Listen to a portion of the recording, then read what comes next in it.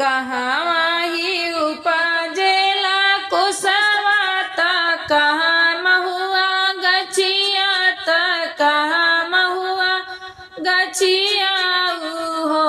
यारे कहवा ही उपजेला लनवा ललही छठी माई के पूजन हो आरे कहवा ही उपजेला लनवा ललही छठी माई के पूजन हो। बनवा में उपजेला कुसवा बगियावा में महुआ बगिया वा में महुआ गाछियो आए कोखिया में उपजेला लनवा ललही छठी पूजन ललही छठी पूजन हो। के जैसी चेला कुसवा त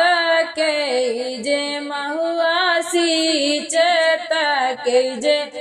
महुआ सींचयो आरे के जैसी चेला लनवा ललही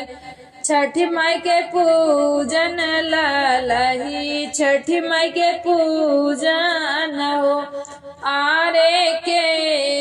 जैसी चेला लनवा ललही छठी माई के पूजन ललही छठी माई के पूजन हो। ससुर हमरे सींचन कुसवा त जेठ हमारा महुआ त जेठ हमारा महुआ सींचो आरे स्वामी हमरे सींचन लनवा ललही छठी माई के पूजन हो ललही छठी माई के पूजन हो आरे स्वामी हमरे सींचन